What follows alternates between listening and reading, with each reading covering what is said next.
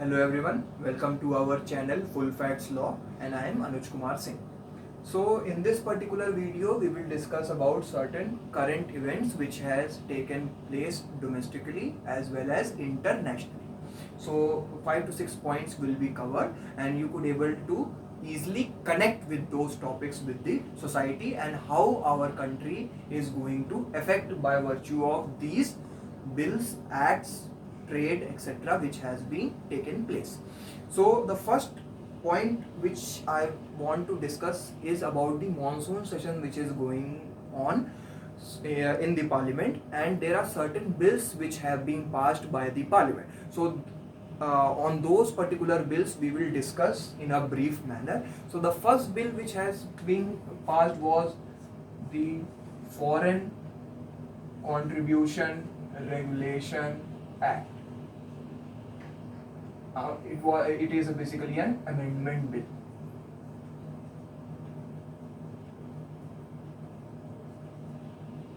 of 2020. So when we talk about Foreign Contribution Regulation Amendment Bill of 2020, it came into existence in order to amend some provisions of Foreign Contribution Regulation Act of 2010. This is a 2010 legislation. So by virtue of this amendment, Aadhaar card has been made mandatory. So they clearly stated that all those public donations, all foreign donations which take place, those donations will be covered by virtue of the Aadhaar Act. So now Aadhaar has been made mandatory. That is one of the crucial point of contention by the opposition as well as by the government which is presently ruling, that what is the reason of making Aadhaar mandatory. So the ruling party clearly stated that Aadhaar has been in existence by virtue of a parliamentary act. That is the reason why they have the liberty to apply Aadhaar at any point, at any kind of legislation. So Aadhaar can be included, it can be applied to anything.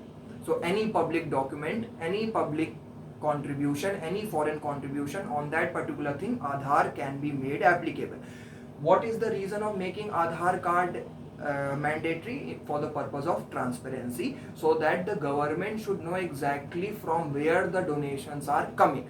So these donations are only for the purpose of religious monasteries, it can be also for the purpose of educational institutions. So earlier on, as it was contended by the ruling party that the FCRA Act could not able to provide clear cut signs of the public donations, it could not able to understand from where public donations are coming. They also contended that many public donations are coming from China as well, as we know that we do not have very good relations at present with China. So this was a particular thing which they have added in order to be clear from where funds are arriving at. The other point was that FCRA Act has excluded some posts. It has excluded some people who cannot contribute or who cannot take contribution. They have, by virtue of this amendment bill, they have added the public officers. That is, all those civil servants, they cannot take public contributions, they cannot do foreign और public contributions, तो उनको पूरी तरीके से exclude कर दिया गया है. और किनको एक्सक्लूड किया गया है? वो corporations that is directly owned by the government. They are not entitled to take contributions. That is a very clear cut stand which has been taken by the parliament, that these two entities, that is a corporate owned by the government and public servants, they do not have the right to take contributions. So I hope this particular act is clear. You can research more, but this is the basic crux. Now the second thing which I'm going to discuss is about the Insolvency and Bankruptcy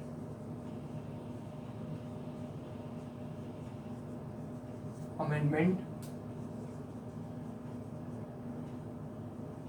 Bill of 2020.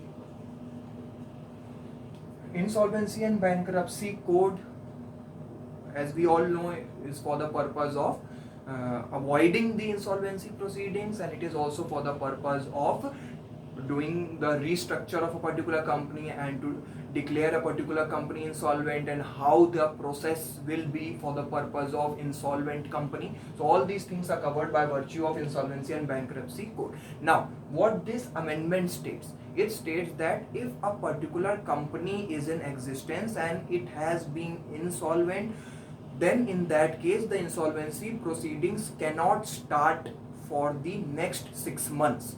It states that from 23rd March 2020, those companies who have become insolvent or bankrupt, those companies, this particular code will not be applicable. So insolvency proceedings will not be applicable on those companies. And this particular amendment also provides a proviso that further this period can be extended for 6 months, that is for 1 year.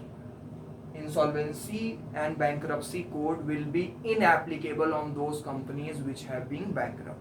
What was the basic reason? The basic reason was that due to the COVID-19 pandemic, each and every country is suffering from the economic distress. So in order to protect the company from the insolvency and bankruptcy, this particular amendment bill has been incorporated. So it is very, very crucial in order to boost the company, in order to protect the company from this code.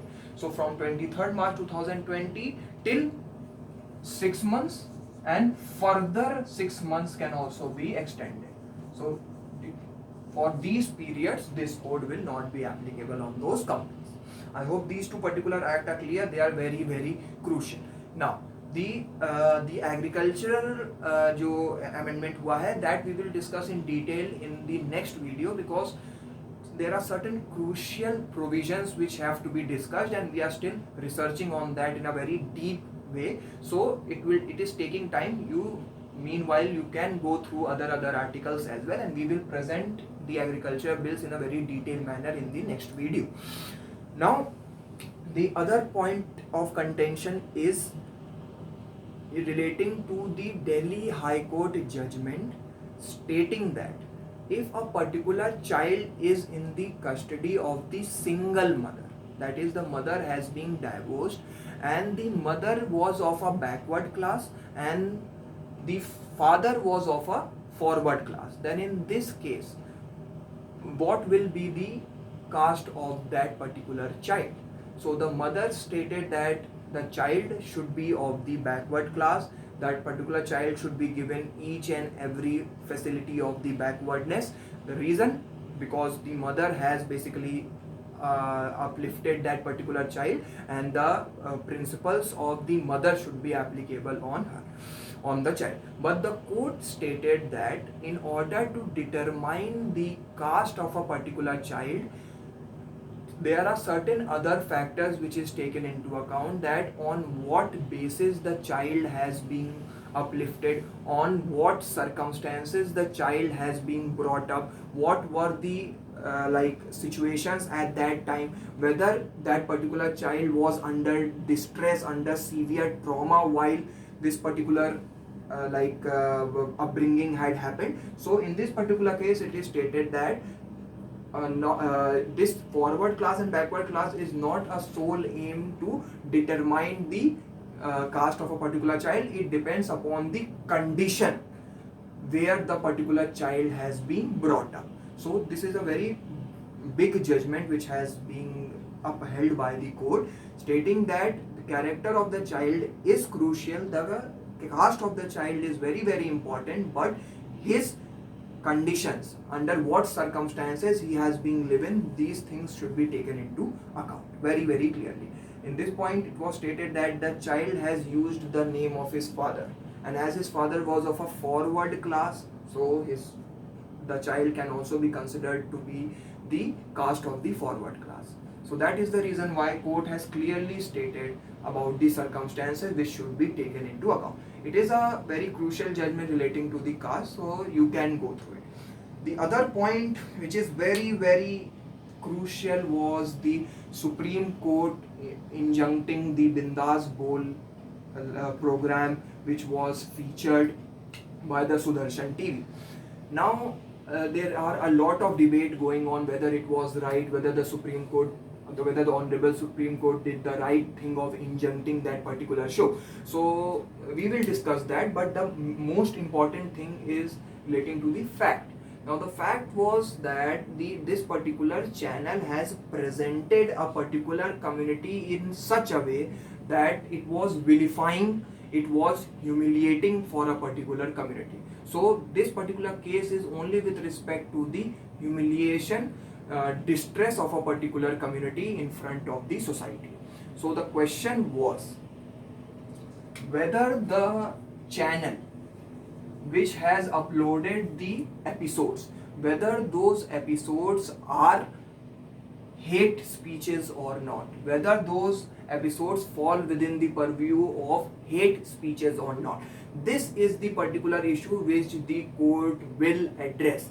Till then it has injuncted, it has stopped the broadcasting of those episodes, but this is a very important thing which you should also understand, that what are hate speeches, how you can distinguish it from like normal speeches. So that is very, very crucial, because at times criticism can also be considered as hate speech. So what is the mechanism to distinguish between the two?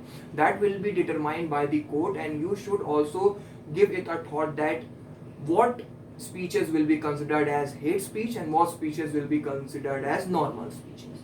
So these things are very, very crucial, because the most point of contention is relating to the criticism. There should be a line of criticism. Now what is this line? It is very, very ambiguous. So this particular aspect will be discussed by the Honorable Supreme Court, that what are hate speeches and how one can distinguish between hate speech and normal speech. Very, very crucial. The other thing is relating to the 20th Amendment of Sri Lanka. It is our neighbor, so it is my responsibility to provide you with this information. When we talk about Sri Lanka's 20th Amendment, it states that the president's power should be limited, and like the president should not have each and every power relating to the administration. That is, the 20th Amendment has basically increased the power of the Prime Minister as well. So the Supreme Court, the Rajpaksa government has revisited the 20th Amendment, and their intention is to increase the power of the president. So they clearly state that president is the whole and sole authority in Sri Lanka who has the power of administrative system. That is the reason why president should be given an upper hand. So they are basically amending the constitution in order to increase the power of the president. I hope this is a very crucial aspect for you to actually understand. Now the other point which I want to highlight is relating to trust fund. There is a trust fund which has been incorporated. What is this trust fund? When we talk about the contempt case which was going on against Prashant Bhushan, he was punished for the contempt of court, and that he was asked to pay 1 rupee fine, and if he could not able to pay, he has to suffer the imprisonment for 3 months. That was the case. I hope you are aware of that. Now there were some parts of the section of the society who were not happy with this judgment, and that is the reason why they sent their money to the court in protest of this particular judgment. So those money which has been came, those money now are under the purview of trust fund. So for those monies a fund has been created, and that fund is called as trust fund, and from this fund the aim is to give a proper representation of those people who are suffering from the contempt proceedings. So it is only for the purpose of representing those sections of the society who do not have enough material and resources and who came to the court in contempt proceeding. So this is an initiative which has been taken, and I hope this particular initiative can be very fruitful for the court as well as for the entire community. So I hope these are certain points which we have discussed in detail. Please go through these points, do your research as well, write as much as you can, so that your mains preparation is also going side by side. That is very, very crucial for everyone. So till then, please relax, be happy, subscribe our channel, hit the bell icon to get the latest update. Please give your valuable comments and suggestions so that we can improve our video on a regular basis. Till then, Jai Hind, Jai Bharat. Thank you.